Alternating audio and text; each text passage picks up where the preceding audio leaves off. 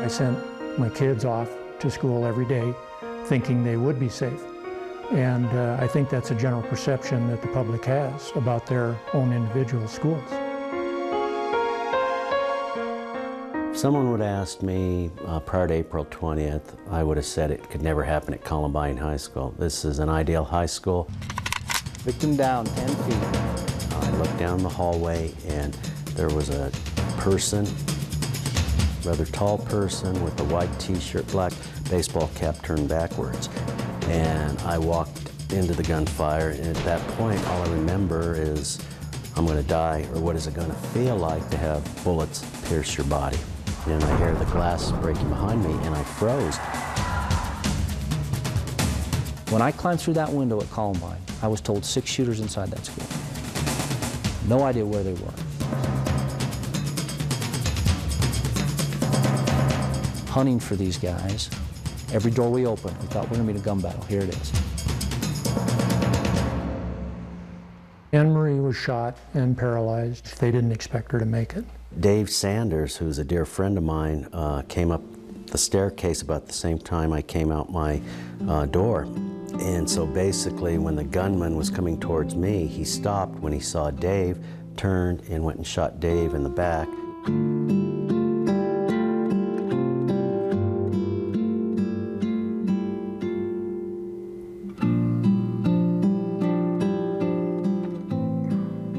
Both as a parent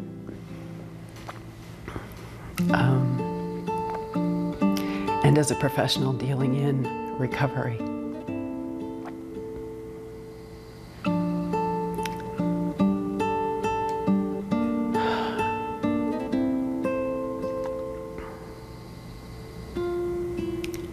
No one wants to see children have to go through that, or faculty. When they said that we had to go, I grabbed my cell phone. It's okay, baby. It's been a big day for everybody. The shooting happened in Columbine High School, but the entire community was affected. I mean, the ripple effect was immense.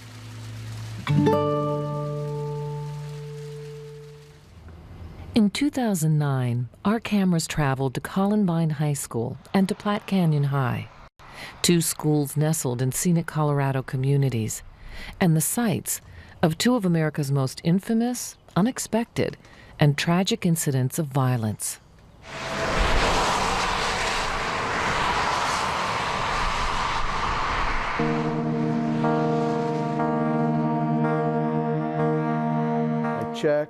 Check, no bad guys, just kids.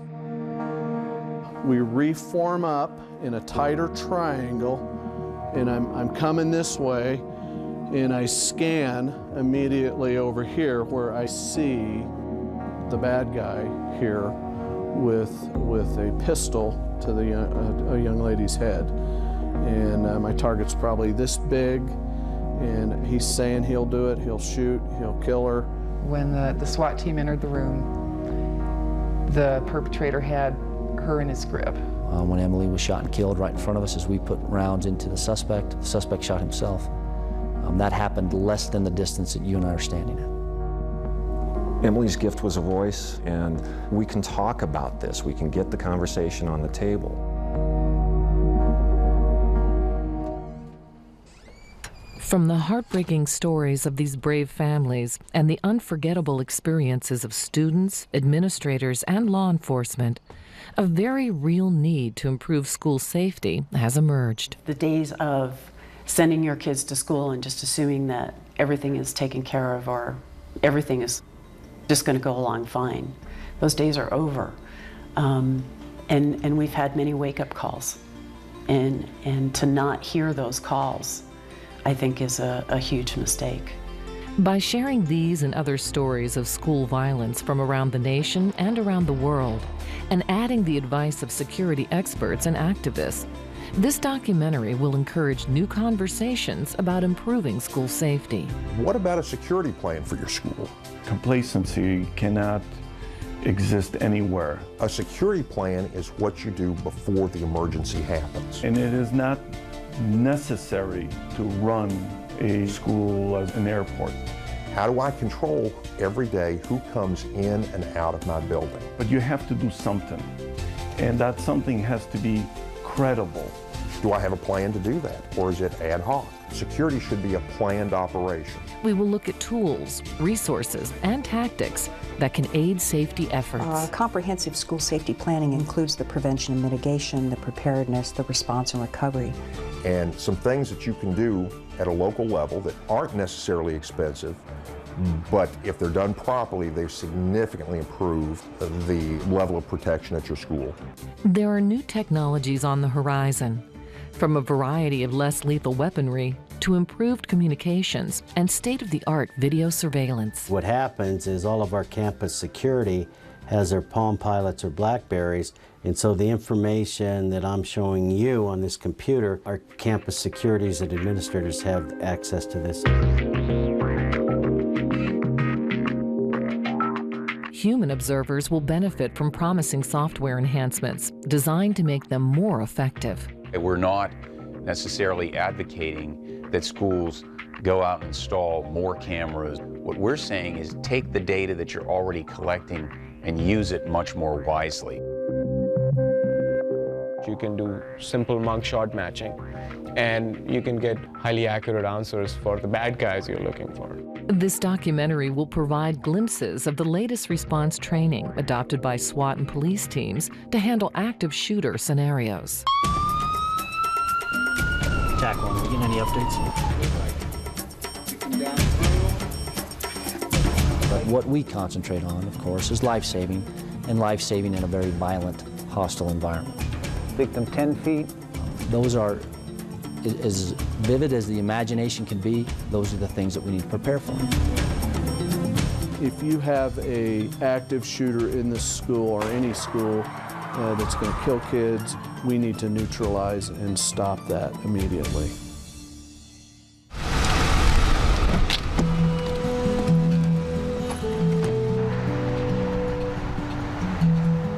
Our goal?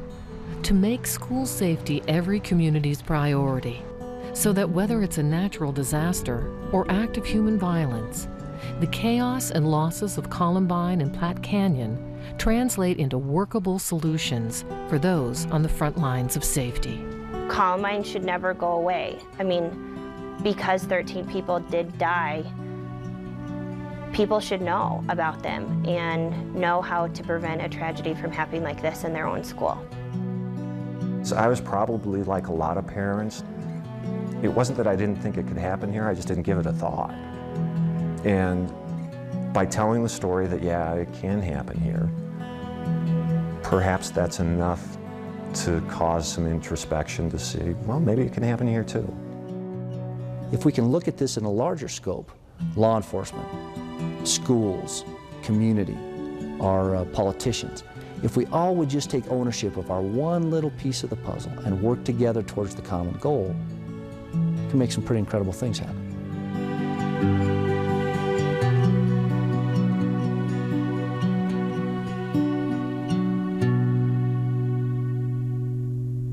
Schools and communities need to be aware and take the lessons learned from a variety of incidents, everything from the tragedies that have occurred in Colorado and elsewhere around this country to tragedies that have occurred around the world.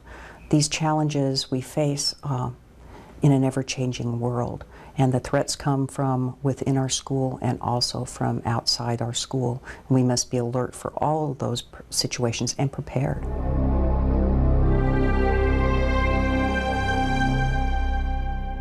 There is something in our society that has allowed people to believe that they can prey upon one another, that they can go into a building and kill innocents.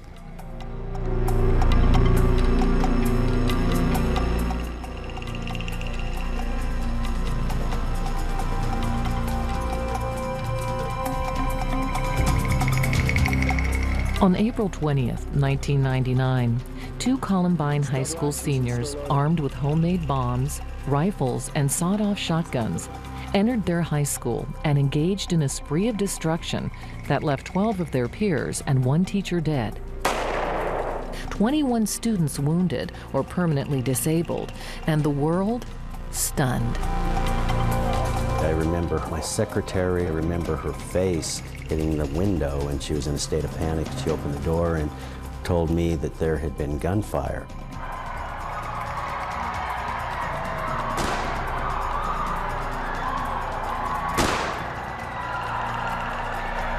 What I remembered is I walked calmly out of my office. I told my secretary, Susan White, please call 911. I walked calmly out into the office, and then my worst nightmare became reality. I walked right into the gunfire.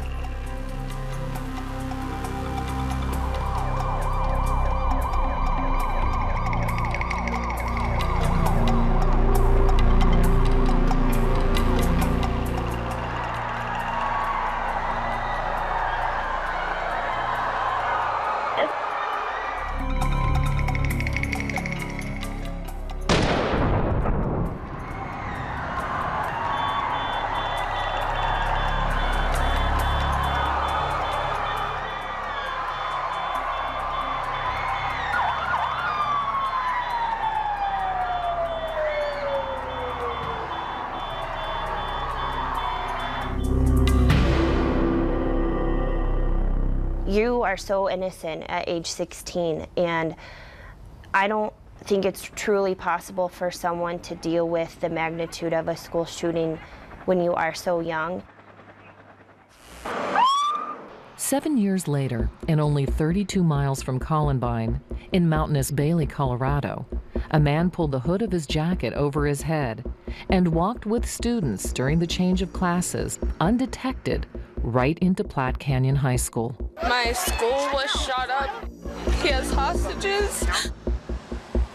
He entered an English classroom and held 7 girls hostage, methodically assaulting them as SWAT and police tried to negotiate or get a shot at him. He never wanted anything, no demands, there's nothing we could do, although he did from time to time release a young lady. But yeah, the stuff we were seeing through mirrors and stuff was atrocious, so it was very difficult to witness. Reinforced safety glass beside the locked door prevented police from shooting the gunman. They had few options.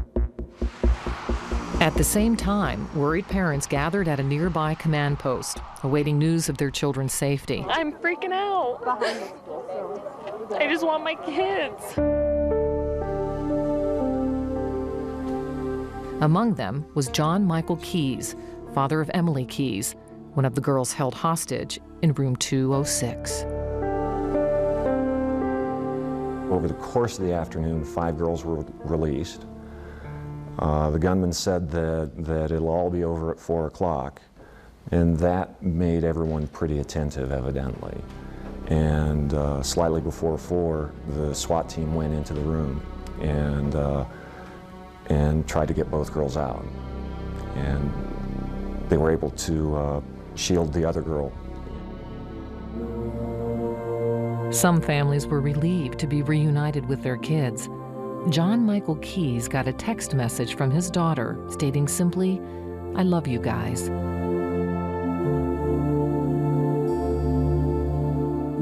Immediately texted back, "Where are you?" And that was it.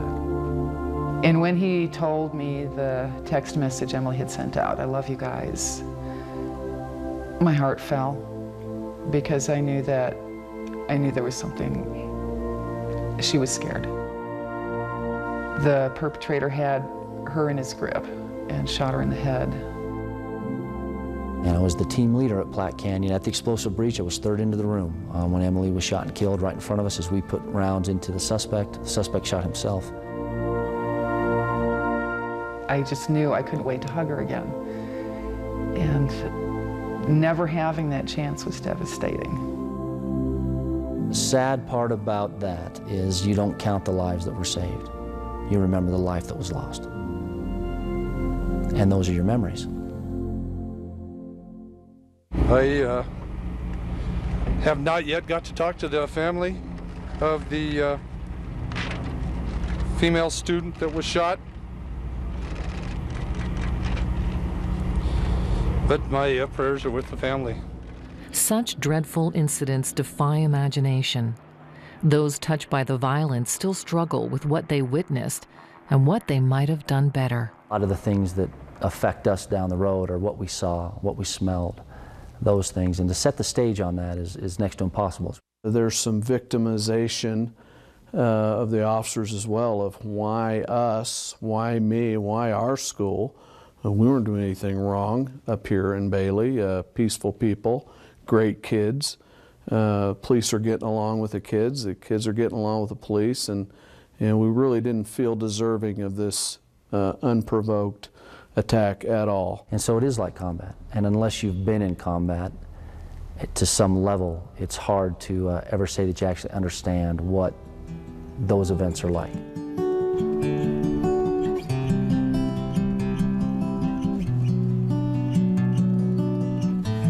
Platte Canyon and Columbine opened the world's eyes to the importance of planning for safer schools. There are valuable lessons from these heartbreaking tragedies.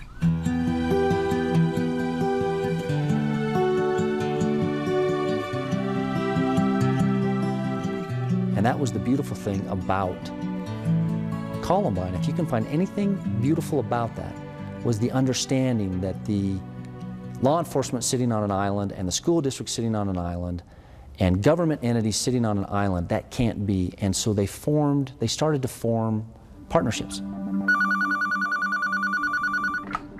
Colorado School Safety Resource Center, Linda Cannon. New partnerships are a vital part of a wider vision for improving school safety. If you go to our website and look down the left-hand side under Federal Resources, those of us in Colorado with that history, with those tragedies, are committed to school safety and know that it takes a variety of efforts. It's not only the school and the school district, it's law enforcement, emergency responders, mental health agencies, and the community as a whole. Today, sources such as the Colorado School Resource Center, the National Institute of Justice, and the United States Department of Education advise schools and other stakeholders on critical areas of school safety. They include mitigation and prevention, preparedness, response, recovery and remediation. Have you seen this? In the area of mitigation and prevention, parents and other volunteers can be powerful agents for action. They can be the first to start the dialogue about school security. Platte Canyon School District, lessons learned. Among the most vocal advocates are parents who suffered unspeakable losses at Platte Canyon and Columbine. Under the 4 phases. The Hochhalters got involved because Ted's son Nathan was evacuated from the Columbine chaos, even as his daughter Anne Marie was shot and paralyzed. His first wife committed suicide soon after. His second wife, Catherine, met Ted while treating students and families after the shooting. We're working with John Michael and Ellen Keyes in order to promote the idea of parental involvement, parent volunteer groups, and we're trying to develop and provide guidance for them along those lines.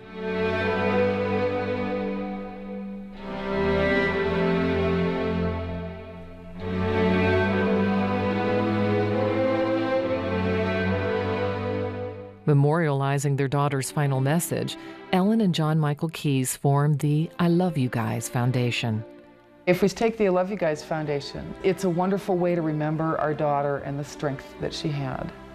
Some of the things we've done were triggered by her braveness in that whole situation. The mission statement is to restore and protect the joy of youth, and we do that through working with organizations and government entities and students and staff and teachers. And we've got a large focus on school safety and how do we encourage parents to get involved. Schools and communities can adopt simple solutions to expand awareness of potential problems, whether they come from inside the school or out. Right after the tragedy, I put in a safety tip box, and it's outside the counseling center. It's an anonymous tip box, and I check it every day in which school's in session, and I can't tell you the number of times that students will put notes in my mailbox stating, you know, Mr. D, we're really concerned about, you know, what's happening down this hallway. Since Columbine, Colorado has led the nation in legislation and training to improve school safety. Awareness, We train our teachers signs to look for. I think every teacher who reads an essay or sees a video is looking at it differently than what they did 10 years ago. Are there signs? Are students crying out for help? We have Safe to Tell, where kids, if they feel a threat or are concerned about things that certain students are saying or threatening, they can anonymously text, and there's someone listening. They have prevented, they've intervened in 28 planned school shootings in the state of Colorado in the last 4.5 years. Plans, bombs, weapons were found. They've intervened in that, so we can stop it. And they've intervened in over 180 suicide attempts. And so when people talk about, well, we can't do anything about it, I say hogwash, of course we can. And we have. Tack one on copy and I'm en route.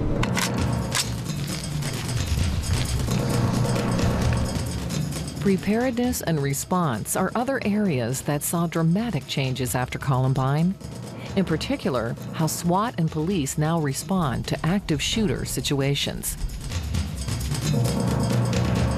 What caught us at Columbine is we didn't have a plan to deal with the active shooter. We weren't thinking outside the box. We weren't preparing for the next thing that's going to happen.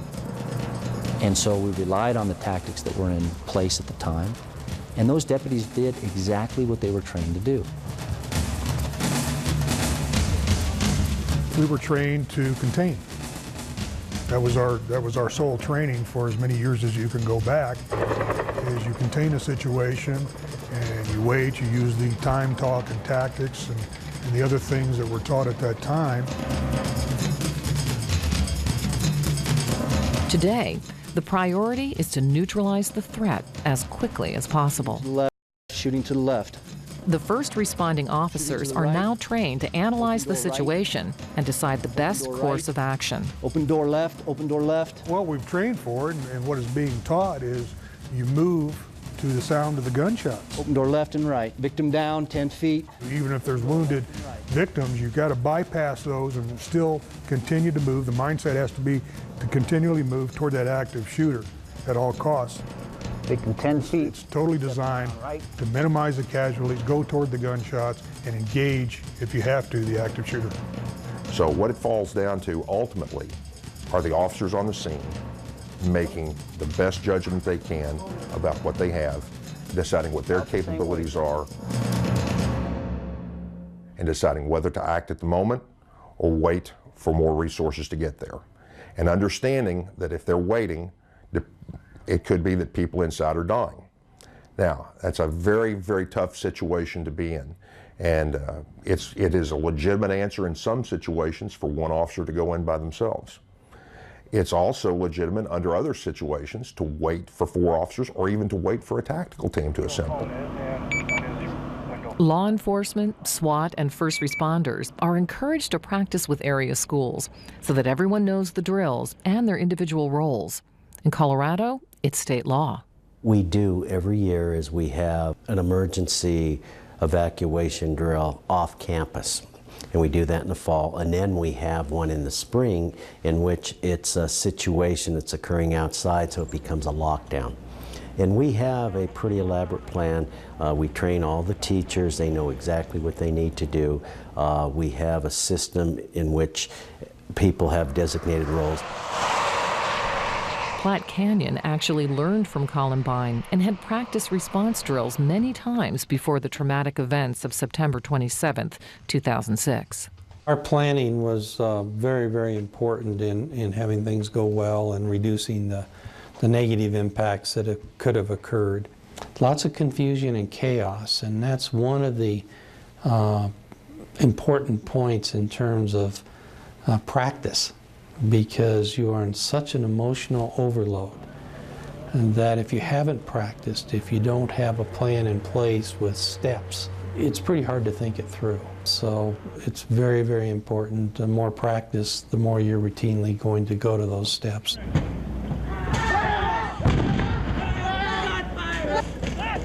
The approaches to school safety do not have to overwhelm a community, school district, or first responders and law enforcement.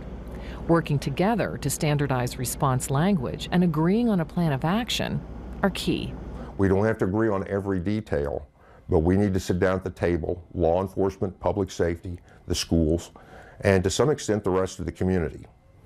And if we can do that, we can make schools significantly safer. And if we don't, then we'll continue the way we've done things in the past, which is throwing ad hoc solutions that don't necessarily work when the time comes. But the first step is for interested parties to recognize and act on the need to improve school safety, and to consider what tactics and, as we will explore later, what technologies can help.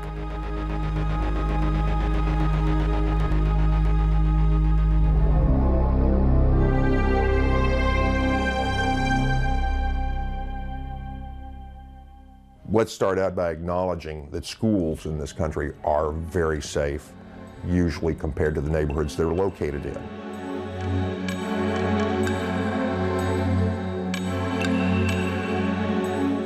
But on one day, someone shows up and inflicts a great deal of harm on a lot of people. And anyone who says it can't happen here hasn't been paying attention to history or current events.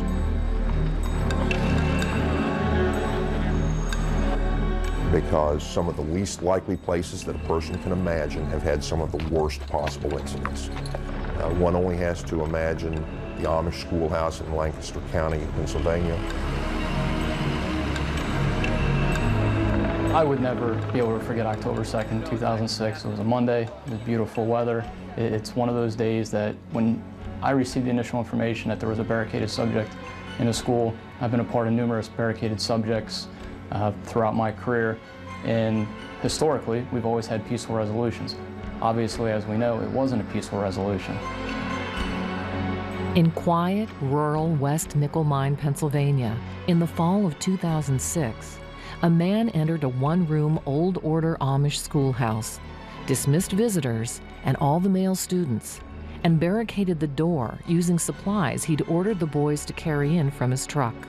As police arrived, he began shooting the girls, ages 6 to 13, killing 5 and wounding several others. As police entered, he took his own life.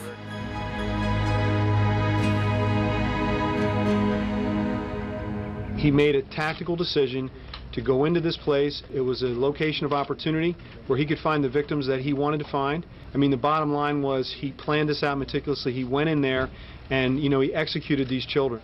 When you looked at the West Nickel Mine school shooting, they had no security system in place at all. The doors were not locked. There was no camera, no locked doors, no method of contacting 911. It was just an isolated, tucked away, one-room schoolhouse for the Amish community.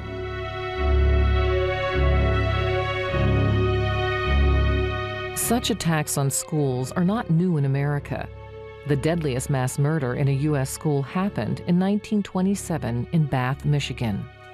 A school board member, distraught over increased taxes, blew up the school with dynamite, killing himself, 45 students and school personnel, and injuring another 58.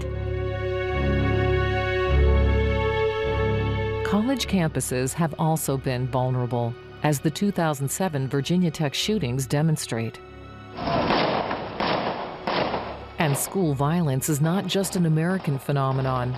Making headlines in 2004, the terrorist siege of a grammar school in Beslan, Russia, where 186 children were killed. And also a student shooting spree in Stuttgart, Germany in 2009. Some urban U.S. schools have been compared to war zones in terms of the violence that threatens them daily from right next door. The unfortunate situation in Chicago is that many schools are surrounded by neighborhoods that exhibit a lot of violent acts, gang-related shootings and beatings that affect our students' lives. But in our schools themselves, we have to keep those type of incidents out, and we've been very successful at it. We have a tie-in with Pittsburgh Police. We get all their intelligence reports to see what's going on in the neighborhoods. What happens on the streets is coming in your building, and you got to be aware of that, and you got to plan for that. gangs were getting a foothold in New York City. They were, the Bloods were initiating people that drawing blood. The Crips were like taking over many of our buildings. And the machinery was not adequate for what the task was. And it's my task to develop a scanning operation, complete airport style, which would abate the many shootings and cuttings and stabbings in the New York City school. As in many cities, this school in Pittsburgh has metal detectors at the main entry doors, along with trained security and police officers. You have to think about school safety and school security like a giant jigsaw puzzle. Putty knife. With a bunch of little pieces that make up a safe school. We employ cameras, metal detectors, trained officers, both police and security, and that is very, very key. You cannot neglect training. The most effective, those elements that had the greatest impact was the application of entry security technology. Student passes, employee passes, all those things come together to decide whether you have a safe school or not a safe school. And we found that schools where we were recovering 2 or 3 guns in one morning, suddenly, after a couple of years of doing these surprise entry screening operations, had none. And we found other weapons disappearing as well, knives, and all other type of contraband that was brought to school was also disappearing. I would say the average student likes the fact that we're here. They like the fact that there's cameras. They like the fact that we're trying to keep guns out. The main job of school police is not to arrest kids. Our job is to keep kids safe.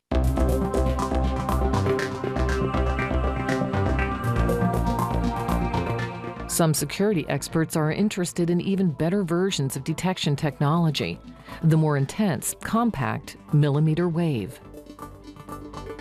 I need to see explosives, small weapons, bomb vests, etc. on a person before it gets into the school. I mean, you don't want to see that after it gets into the building.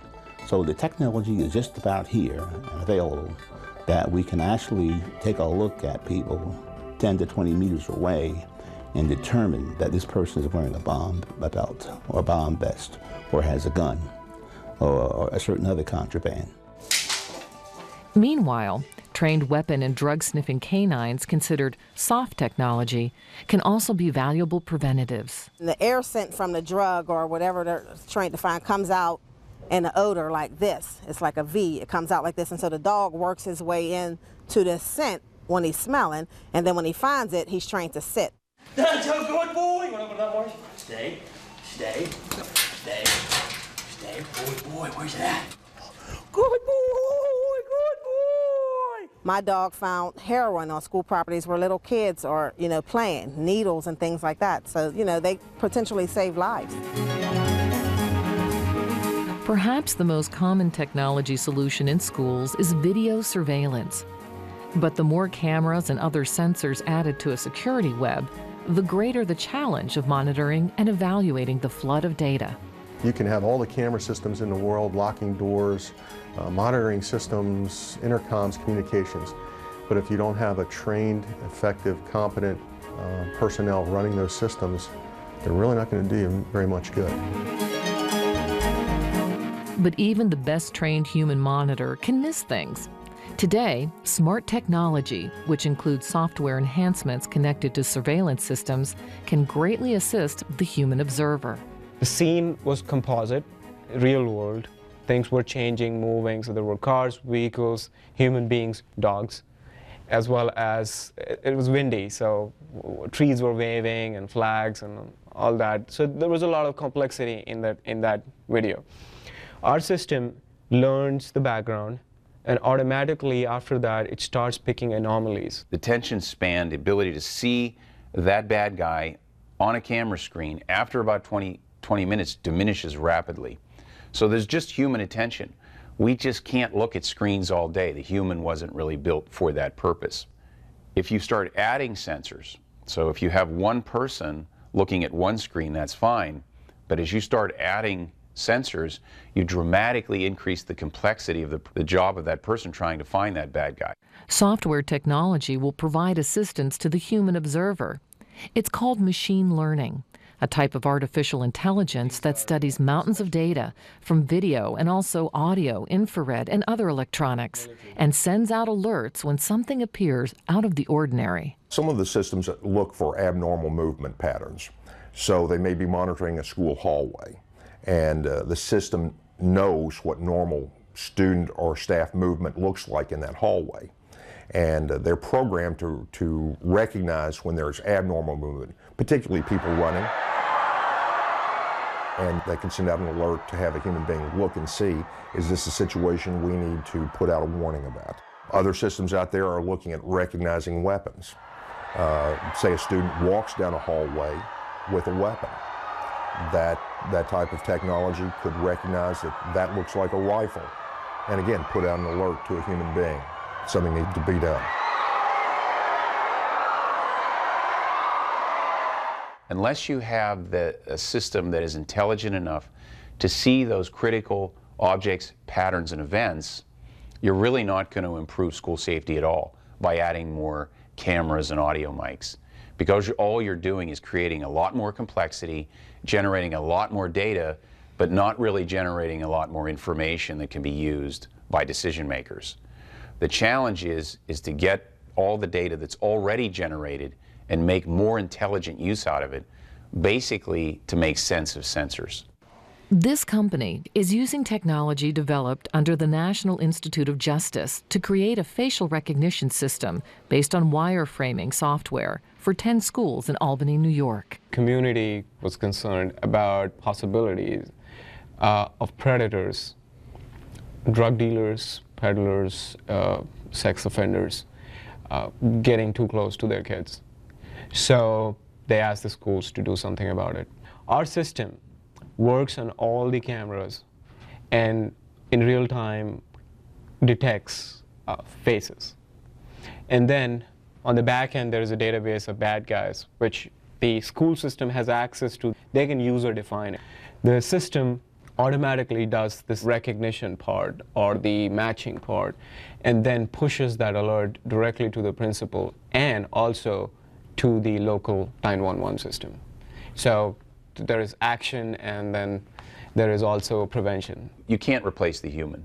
In the end, it's the person that's going to make a school safer. It's the person managing the school, administering the school. That's how a school is going to get safer. What technology can do is it makes the people who are responsible for school safety much more effective, much more efficient in how they do their job.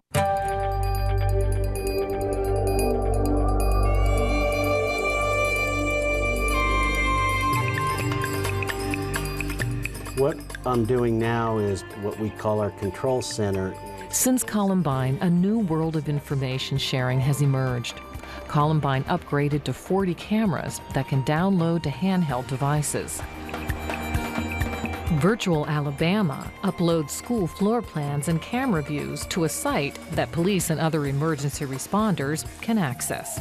Right now, it's possible that officers arriving, if they have a computer terminal in their car, which many officers now have access to, they can actually either watch the cameras inside the facility, they can see what those cameras are showing, they can pull up a status of what that school is, they can get information about the floor plan of the school. All that's available at their fingertips.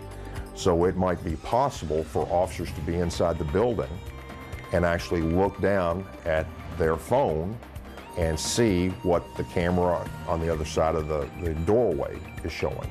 Those things are going to give us the chance to win.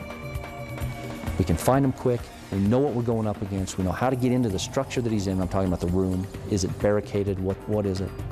Moving right, moving right. Still, other technologies include an entire class of less lethal weapons that can aid responding officers. Everything from tasers or stun guns to promising equipment such as the active denial system, aimed microwaves that heat the surface skin layers and create extreme discomfort. We've got dazzler systems that basically overwhelm someone's visual senses. In the arsenal of tools and tactics for supporting safer schools, technology has its place, especially when tied to a larger security plan which incorporates people, policies and procedure, and proper training.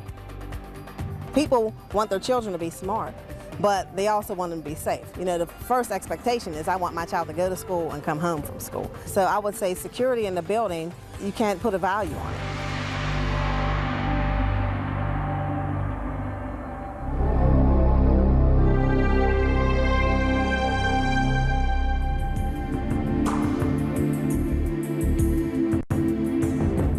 There are lessons to be learned about school safety from places far from America's shores. Following decades of violent terrorist attacks against young students, Israel, in the mid-1970s, officially adopted widespread response plans and a heavily armed presence in all of their schools. They have assigned heavily armed law enforcement officers, and in some cases military personnel, to their schools. When you think about it, it looks maybe frightened in a way that someone stranger armed stand at the front of school. It's not like that, because he's permanent in the school. He's part of the staff. Now that model works in Israel. It may or may not work in your jurisdiction, but the Israelis have been very successful over the past 30 years at limiting the number of casualties in their school. Major General Yuri Bar-Lev of the Israeli Police, Public Security and Police Attaché to North America explains that armed security works in conjunction with gated entries and fences surrounding school grounds in Israel. An alarm button ties school administrators directly to the police. The decision to secure our schools was made by our government. It established a budget and provided resources, such as manpower and equipment. To achieve our level of security, everybody needs to be involved and totally committed. All the stakeholders, the parents, teachers, staff, administrators, the community, and the local police need to have the determination to establish a standard of security to keep our children safe. Debating and deciding what works best in any individual school involves a thoughtful process and as many stakeholders as possible. It begins with the discussion, and it begins with the support and leadership of the school districts, of their school boards, and other community agencies who work to say, we don't want this to ever happen in our community. So leadership is the key. Then I would suggest that schools convene what we're calling a Safe Schools Planning Team. This should occur at the school district level.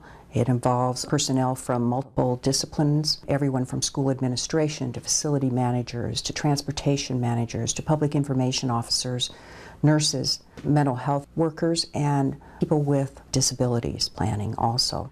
The Colorado School Resource Center, largely in response to the Columbine shootings, adopted emergency management guidelines that are available to all schools and communities.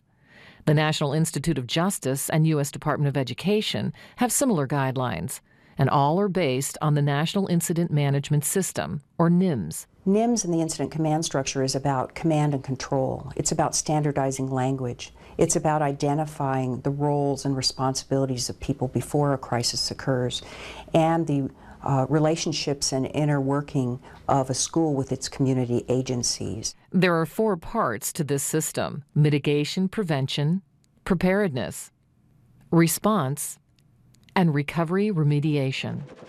The first step would be to conduct some assessment of the school itself, the safety and climate of the school, the culture of the school, as well as the vulnerability and hazards that any school might encounter. A risk or vulnerability assessment is going to be something that you're going to do at some point in the process. That's going to be relatively early on. And that assessment itself will include a threat assessment. And a threat assessment is basically, who is it that might want to do something to my school? It doesn't, you won't necessarily have a name, but you can identify categories of people. Disgruntled students, domestic situations that flow over into schools. You could have gangs, you could have anything up to and including terrorists. So you might identify categories in that threat assessment, but then you also identify what are the capabilities. What could show up at my school door?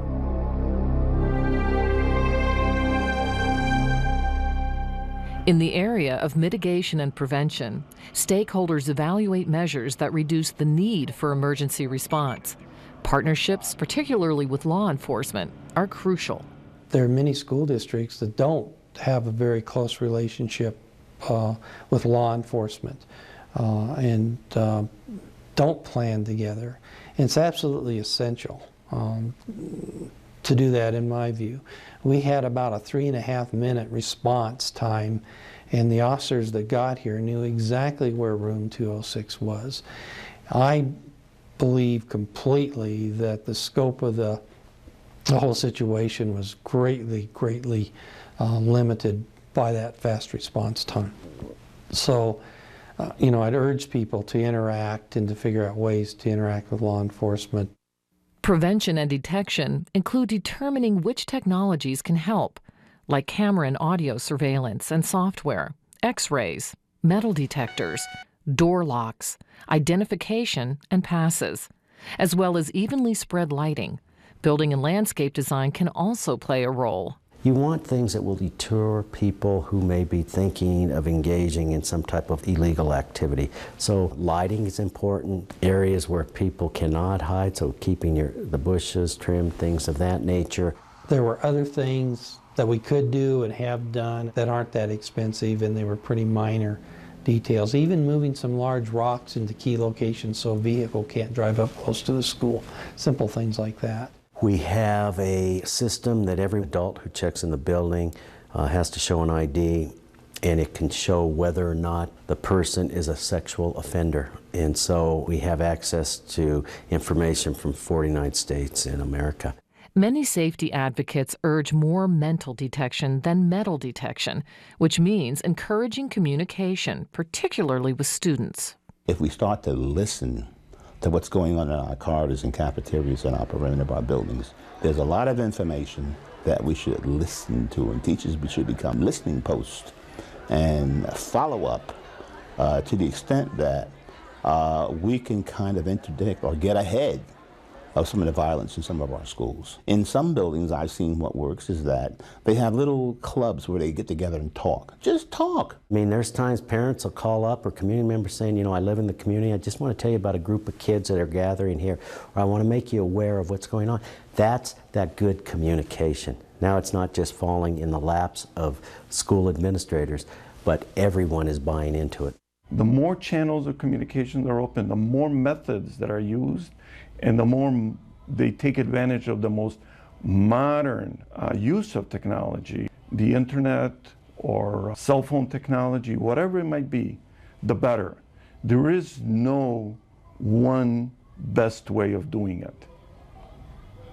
There are many, many ways, and we have to use them all.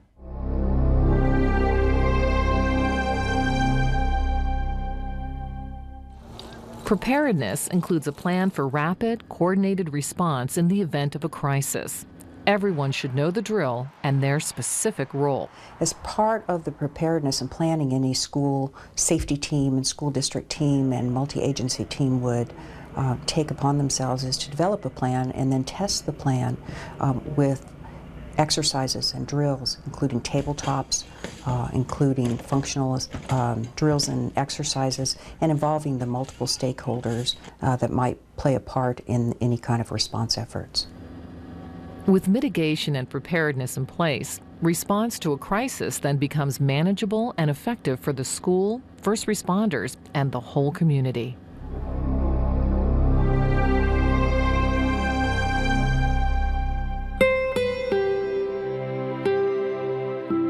Recovery and remediation are also a part of the big plan. They involve returning people and infrastructure to normalcy. The aftermath is always harder in dealing what comes after an event. Columbine, we had no clue. We had no idea on how to manage the community, how to manage our own officers in dealing with post-critical stress, how to deal with really the media and what was going on. At Platte Canyon, among the first to the crime scene were insurance representatives.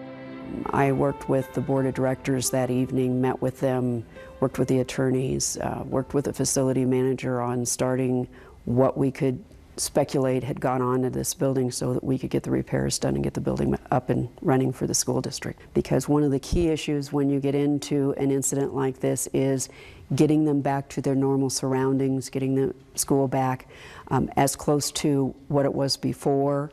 The other issue of me being on site was I was able to work with the superintendent, the Board of Education, and even other administrators of what might happen on a liability claim, what happens if a lawsuit's filed, where's the money coming from.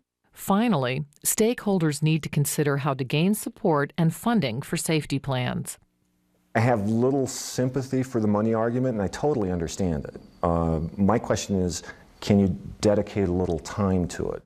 I don't think budget has anything to do with it. If you're talking about volunteers, you're talking about parents volunteering. You're talking about aunts and uncles and grandparents volunteering.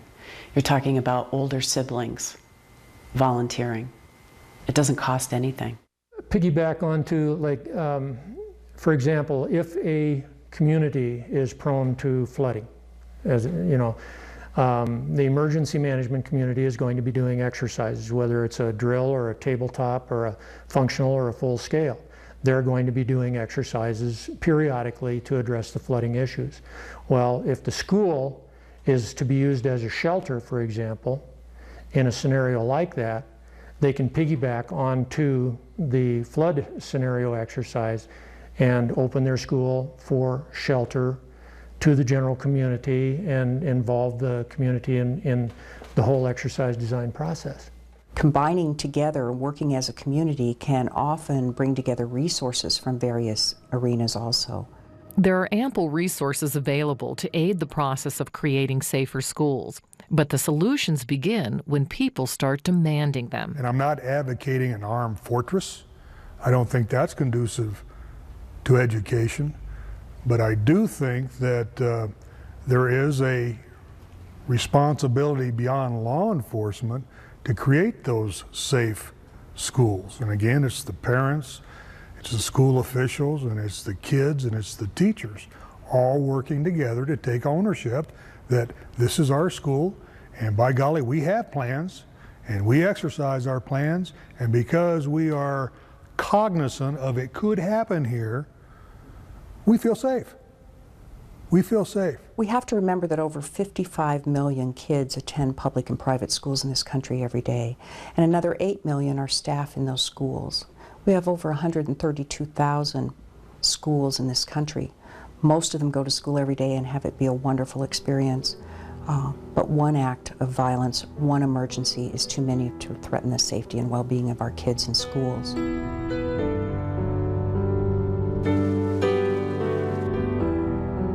On a hill near Columbine High School stands a breathtaking memorial park with soothing waters, waving grass, and flowering columbine. The names and messages etched in granite tell the world to never forget what happened. Vigils are held here on the anniversary of the school shooting that claimed 13 lives.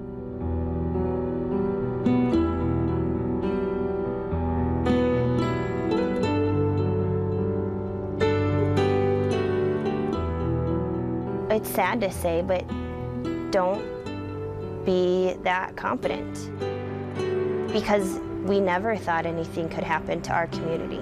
Columbine was a great school, and it still is, but you never ever think that something is going to happen until it does, and you look back and say, gosh, I should have done something different. Inside the school, the site of the most horrible carnage was transformed into a high ceiling with aspens against blue sky and a white cloud for each life lost. In the library at Platte Canyon High School, a colorful, heartwarming quilt keeps Emily Key's legacy always in sight. Think about it constantly. It does change your life forever. There's no question. And you approach each day with a little bit of that worry in the back of your head, are we doing everything right? The Amish community forgave the killer of 5 innocent girls at the Nickel Mine School, razed the old building, and erected one renamed New Hope. We have the 13 painted clouds that represent the 13 who were murdered on that day. At too many inner-city schools, there are no monuments to the victims of violence.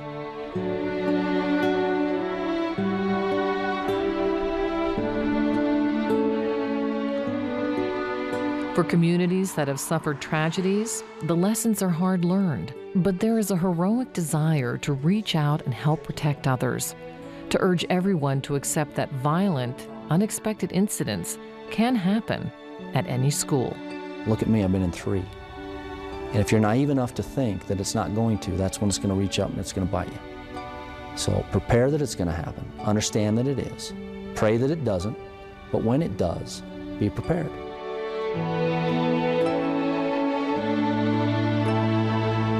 When you witness the terror, the trauma that occurs, and see the difficulty in returning back to whatever a new normal is, you become passionate about school safety, and you want to empower other people to take whatever efforts they can to be prepared, have good response plans in place, and to do everything they can to prevent future acts from occurring.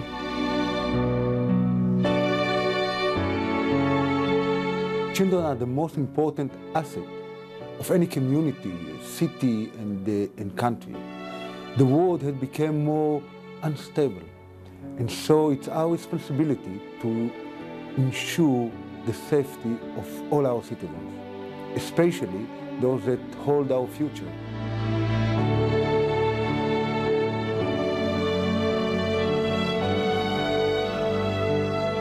Be an advocate for your school and for your students. If you know that there's not something in place, if you know there's not a place to go and to keep your students safe, to say, hey, we need to do something to protect our students and ourselves. And I truly believe that if we don't continually try to improve, then those 13 that died are all the kids who have lost their lives and instructors who have lost their life. The school violence died in vain.